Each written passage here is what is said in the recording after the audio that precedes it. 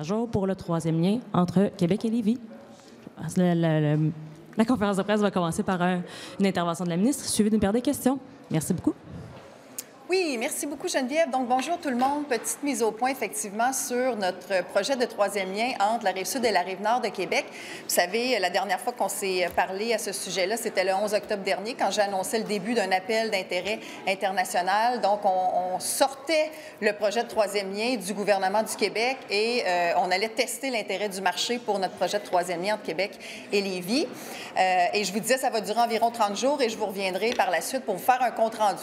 Donc, c'est maintenant possible. L'appel d'intérêt est complété. On a eu le temps d'éplucher les propositions reçues et de faire le bilan de tout ça. Et excellente nouvelle de constater que 23 entreprises se sont montrées intéressées. Il y a 29 entités qui ont fait une demande de documents, donc qui ont fait une démarche finalement sur le système comme tel. Mais sur les 29, il y a 23 entreprises qui ont déposé une proposition. Donc, qui officiellement se déclarent intéressés par éventuellement le processus de qualification, le processus d'appel de proposition qui seront les prochaines étapes. Mais 23 entreprises, c'est beaucoup. Quand on regarde ce type-là de procédure d'appel d'intérêt, on ne le fait pas systématiquement dans tous les projets. On le fait à l'occasion dans des gros projets majeurs. On l'avait fait, par exemple, pour le pont de l'île aux Tourtes. On le fait aussi pour d'autres projets. Mais c'est parmi toutes les fois où on a fait des appels d'intérêt, c'est la fois où il y a le plus d'entreprises qui se sont montrées intéressées. Et je vous rappelle aussi que ce sera notre tout premier projet d'infrastructure en mode collaboratif. Donc ça, c'est les nouveaux modes qu'on s'est permis de pouvoir utiliser désormais au gouvernement du Québec, qui dans le cadre du projet de loi 62 de mon collègue du Trésor, qui modifie donc nos modes contractuels avec le marché. Donc, on allait sur le marché avec notre projet de troisième lien, ce qui était déjà une étape qui n'avait jamais été franchie auparavant. On partait à la recherche d'un partenaire, ni plus ni moins. Et en plus, avec une nouvelle façon de travailler, une nouvelle façon comme je l'ai dit, d'avoir des modes contractuels qu'on n'utilisait pas auparavant. Donc, on testait deux choses. Finalement, l'intérêt pour un projet et l'intérêt pour faire ce projet-là en mode collaboratif avec le gouvernement du Québec. Et la réponse a été plus que positive. Je dois vous dire, évidemment, quand on lance ce genre de procédure-là, on ne sait pas à l'avance quel lancera le résultat. Alors, pour moi, c'est une excellente nouvelle, cet engouement-là du marché pour notre projet de troisième lien, un projet qui, on le sait, est nécessaire pour la sécurité commerciale, pour la redondance de nos liens interrives. Quand on voit en plus, malgré tout ce que j'entends de la part notamment du gouvernement fédéral à propos du pont de Québec, la réalité, c'est que ce n'est pas une option pour le camionnage et on a besoin d'un troisième lien pour assurer notamment la sécurité du transport de marchandises. Donc, excellente nouvelle. 23 entreprises, on est déjà en train de les rencontrer. Il y a eu une première rencontre hier, il y en aura vendredi, il y en aura d'autres aussi, mardi prochain, donc ça se poursuit. L'objectif, c'est de rencontrer toutes les entreprises intéressées qui souhaitent nous rencontrer. Évidemment, on ne les contraint pas, mais donc de rencontrer toutes celles qu'on peut. Et donc, début d'année prochaine, on devrait avoir terminé ce processus-là et je pourrais à nouveau, en début 2025, revenir devant vous, vous faire rapport de ces rencontres-là. Et donc, c'est ça. Alors, je m'étais engagée à faire des communications régulières sur l'avancement du projet. C'est chose faite. Oui. Bonjour.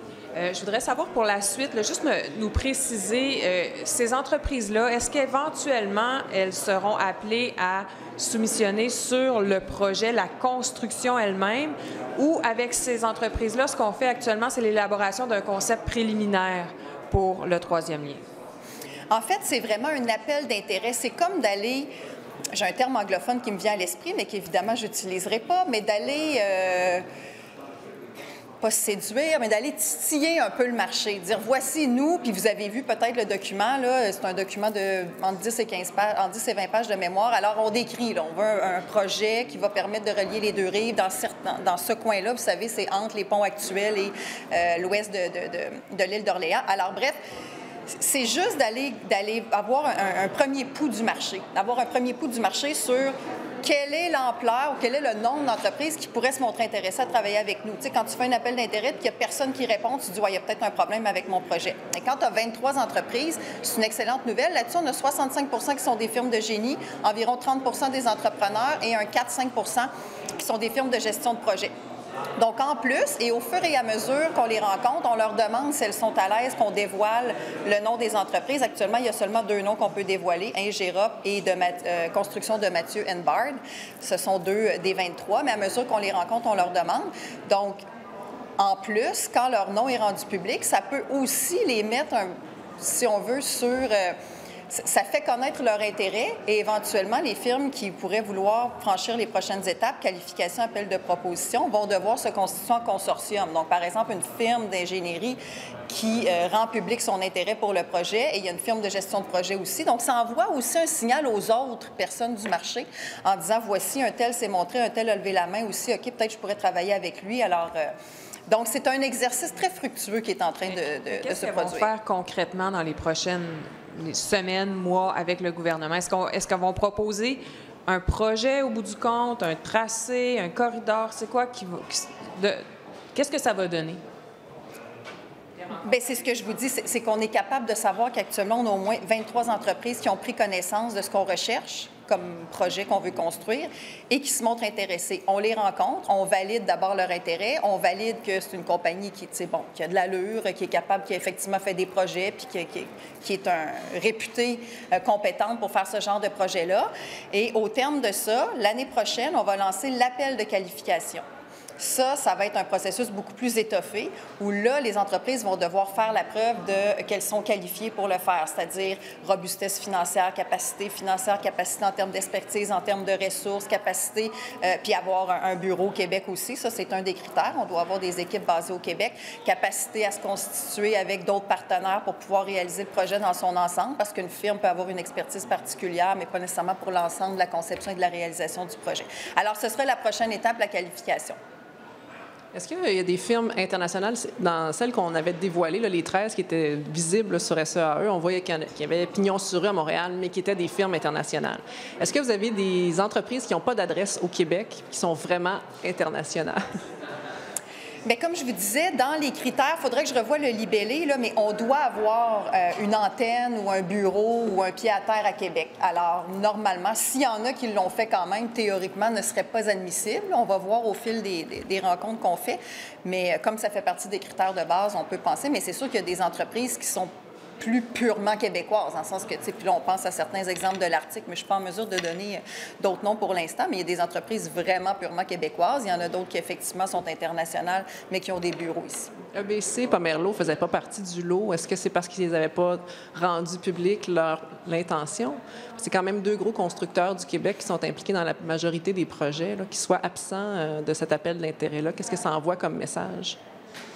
En fait, sur les 23, il y en a 13, parce que quand tu manifestes, ou en tout cas quand tu réponds à l'appel, tu peux cocher en disant « Moi, je suis à l'aise que mon nom soit dévoilé », mais je suis à l'aise que mon nom soit dévoilé comme ayant demandé des documents puis demandé de l'information. Mais ça ne veut pas dire que je dépose une proposition au terme. Alors, il y a cette nuance-là. Donc, et nous, les noms qu'on va rendre publics, c'est ceux qui vont déposer une proposition. Donc là, actuellement, je peux en nommer 2. Ça ne veut pas dire que les autres n'en ont pas déposé, mais ça veut dire que soit ils n'en ont pas déposé ou soit on ne leur a pas encore parlé directement pour savoir si on peut dévoiler leur nom. Donc, c'est pas... c'est incluant les 2 que je vous ai nommés sans pour autant s'y limiter. D'accord. Vous avez souligné ce matin le fait que vous avez terminé l'étude détaillée de votre projet de loi 61. Hier, vous avez déposé 16 amendements concernant le projet de tramway, puis vous avez ajouté dans l'article 1, en fait, l'antenne qui va jusqu'à Destimoville et puis un projet de SRB qui concordait avec la phase 1 ou presque, là, et un petit peu 2 là, du plan Cité. Est-ce que vous allez plus loin que prévu dans votre engagement pour la mobilité à Québec en incluant ces 2 possibilités-là? L'engagement qu'on a pris en juin avec le premier ministre, c'est de réaliser la partie tramway de la phase 1 du projet Cité. Et dans la phase 1, il y a la partie tramway entre Legendre et Charlebourg. Il y a aussi un SRB sur Charest. Il y a aussi un SRB sur Guillaume-Couture. Donc, on n'a pas pris d'engagement sur aucun des SRB. On a pris l'engagement du tramway entre Legendre et Charlebourg. Maintenant, dans les amendements, effectivement, hier, on est allé de manière plus générale parce que dans mes projets de loi, moi, je plaide toujours la marge de manœuvre parce qu'on ne connaît pas le futur. Puis changer une loi à mesure que tu as besoin de prendre une décision comme gouvernement, ça peut être fastidieux. Alors, j'ai bien réitéré au micro que l'engagement tient toujours de la partie tramway entre Legendre et Charlebourg. Mais si un jour, parce que Destimoville, qui est aussi prévu, c'est la phase 2. Donc, le temps qu'on se rende à la phase 2 du tramway, on va commencer par faire la phase 1. Alors, qui sera le gouvernement? Quelles décisions seront prises à ce moment-là? On ne sait pas, mais la possibilité est prévue. Puis ça ne veut pas dire, d'ailleurs, à tout moment, indépendamment de ce projet de loi-là, à tout moment, dans la mesure où on va créer Mobilité Infra-Québec, on pourrait décider que la phase 2 va être faite par Mobilité Infra-Québec et que ce ne sera pas la CDPQ Infra, même si c'est théoriquement prévu. Donc, c'est vraiment juste une question de marge de manœuvre, mais l'engagement demeure ferme on s'engage à faire la partie tramway entre Legendre et Charlebourg. Est-ce qu'il y a une contradiction aujourd'hui? Parce que, bon, dans le sens que hier, vous avez fait une annonce concernant le tramway, vous avez terminé l'étude de votre projet de loi 61, vous avez apporté les amendements, vous avez ajouté les 2 antennes dont on parlait il y a précédemment. Et le fait qu'aujourd'hui, vous sentez le besoin de venir parler du 3e lien. Pas du tout, parce que je vous dirais C'est la deuxième fois que vous faites ça. Hein? Vous faites une annonce tramway, puis 2 jours plus tard, une annonce 3e lien. Là, c'est la 2e fois. Oui, mais l'annonce du 3e lien, c'était prévu cette semaine parce qu'il fallait nous-mêmes prendre le temps de faire l'analyse exhaustive de ce qui avait été reçu au terme de l'appel d'intérêt. Mais la fin de l'étude détaillée de mon projet de loi, bien malin celui qui aurait pu prédire qu'on finirait ça hier, parce que sur les presque 84 heures de travaux en commission, on a passé presque 25 heures sur un seul article. C'est ce qu'on appelle en bon jargon parlementaire un filibuste. Alors, moi-même, j'ai eu sérieusement peur qu'on ne puisse pas adopter mon projet de loi cette session-ci parce que les partis d'opposition faisaient en sorte qu'on restait enfermés là des heures et des heures et des heures sans avancer. Et il y a une semaine ou 2, ça a débloqué. On a avancé très rapidement. Puis hier, je les ai remerciés au micro parce que je le disais, 2 choses très importantes dans ce projet de loi-là. Les amendements pour le tramway pour permettre à la Caisse de dépôt de gouverner le projet de tramway avec la Ville de Québec et nous, et aussi pour permettre aux sociétés de transport et éventuellement à Mobilité Infra-Québec de faire du développement immobilier puis de maximiser les retombées financières de nos projets de transport collectif. À l'heure où on cherche tous des revenus en transport collectif puis de l'argent en général, alors c'était 2 choses très importantes. Donc, je disais, c'est très attendu par les partenaires, par la Ville de Québec, par tout le monde, donc ce serait important qu'on l'adopte avant le 6 décembre. Et ce sera sous réserve de l'adoption finale, bien sûr, et de la sanction. Ce sera vraisemblablement chose faite aussi. Peut-être juste pour continuer sur ça, puis après, une petite question sur le 3e lien. Est-ce que vous êtes confiante qu'on arrive à une entente entre la Ville de Québec et la Caisse au mois de décembre? Oui. Pourquoi? Parce que j'ai confiance. D'accord. Les choses avancent bien, évidemment. Il ne faut jamais dire jamais, mais j'ai confiance que oui. On a le 15 décembre comme date butoir. Alors, peut-être qu'on va se revoir avant Noël pour une autre annonce encore sur l'avancement de nos projets à Québec. Quant au 3e lien, dans vos documents d'appel d'offres ou les documents d'appel d'offres du MTND, on parle d'un début des travaux en 2028, possiblement une mise en service en 2034-2035. Est-ce que l'intérêt qui a été porté justement avec ces entreprises-là qui se manifestent semblent pleines de bonne volonté, est-ce que ça laisse entrevoir que les choses vont bien, l'échéancier pourrait se réaliser? Oui, tout à fait. L'échéancier que vous évoquez, début de construction en 2028, donc mes signatures du contrat en 2027, début 2027. Pour nous, c'est l'échéancier avec lequel on travaille, que je revalide, moi, toutes les semaines. J'ai une longue rencontre sur, entre autres, le 3e lien, sur plein de choses, mais entre autres sur le 3e lien. L'échéancier, on le garde serré. C'est sûr qu'on est tributaire de certains facteurs qui sont externes à nous. Par exemple, si quelqu'un avait demandé une prolongation de l'appel d'intérêt, les gens auraient eu le droit de demander, moi, j'ai besoin d'une semaine de plus, des choses comme ça qui sont hors de notre contrôle. Puis le nombre de rencontres qu'on doit tenir, etc., la disponibilité des gens. Mais l'agenda actuel, l'échéancier, actuel, il fonctionne. Mon rêve, c'est qu'on gagne du temps sur l'échéancier, mais j'aime autant y aller avec quelque chose de réaliste, quitte à ce qu'on fasse ça plus vite que prévu, mais pour l'instant, on en est là. Et pour nous, l'important, je l'ai dit, puis je pense que mon collègue aussi, le député de Lévis, à l'occasion, qui se prononce là-dessus aussi, pour nous, on veut faire en sorte que ce projet-là ait franchi suffisamment d'étapes significatives pour qu'à l'échéance électorale, il soit, dans notre tête à nous, du moins, irréversible. Parce qu'après tout ce qu'on va avoir traversé, après qu'une nation comme le Québec soit allée sur le marché, ait demandé un partenaire pour faire un projet, ait fait faire de la documentation, des candidatures à des entreprises sérieuses qui ont des choses sérieuses à faire et qui auraient mis du temps et de l'énergie et des ressources pour monter un dossier pour se qualifier, de venir dire finalement on ne le fait pas, ce sera, parce qu'on rappelle que les 3 autres partis politiques sont contre le 3e lien, alors ce sera à eux de voir. Mais dans notre tête, le projet va être irréversible. Ça fait le tour des questions? Merci. Ah, vas-y.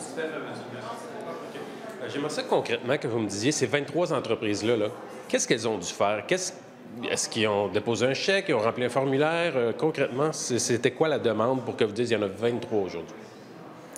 Il y en a 23, c'est ça. Bien, ils ont déposé. Oui, exactement. Oui, bien, ils remplissent un formulaire, oui, ils remplissent des documents qu'ils nous transmettent où ils nous disent essentiellement qui ils sont, ce qu'ils font, puis qui nous confirment leur intérêt avec un certain nombre d'informations à propos de l'entreprise et tout ça, sur le genre de choses qu'ils ont faites.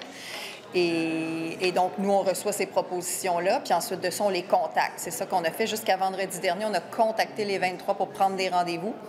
Et là, cette semaine, on a commencé les rencontres individuelles. Et ces 23 entreprises-là doivent avoir un certain lien avec le Québec, soit d'une façon ou d'une autre. Oui, il faudrait juste que je vois la manière dont c'est écrit, parce que je veux utiliser les bons mots, là, mais oui, il doit avoir une présence au Québec. Une compagnie qui est à Stockholm puis qui dit « nous, on va faire ça ». Bien, c'est-à-dire que la compagnie peut avoir son siège social ailleurs, mais on a besoin d'avoir une équipe au Québec. C'est juste le type de mot. Est-ce qu'on utilise un bureau, une antenne, une succursale? C'est juste ça que je veux m'assurer d'avoir le bon mot. Mais ça prend une présence au Québec. Oh, oui, tout à fait. OK, merci. Ça fait le tour des questions. Donc, je vous remercie beaucoup. Ça met fin à cette Vous ne activité posez de pas de presse. questions sur le pont de Québec? On a des questions, on a des réponses. Bien, il nous reste-tu du temps? On a encore 4 minutes. Bon, bien, j'aimerais ça, moi, faire le point sur le pont de Québec, parce que j'entends plein de choses, puis ça n'a pas donné que je vienne vous reparler. Bien, voulez-vous me poser une question? Bien, c'est pas une option. On l'avait dit tantôt. C'est une option de réduire à 2 fois et de faire passer les camions. Exact. Bien, exactement. Mais c'est une option, mais... Bien, c'est parce qu'il y a plusieurs choses là-dedans. Premièrement, effectivement, il faudrait réduire à 2 voies. Fait qu'on enlève des possibilités de circulation. Deuxièmement, quand on regarde juste les approches du côté de la Rive-Sud, il y a 2 façons d'arriver sur le pont de Québec, la 132 et la 116. Pour ceux qui sont déjà passés là, parce que j'entends souvent Jean-Yves Duclos faire toutes sortes de commentaires là, depuis qu'ils ont récupéré le pont de Québec.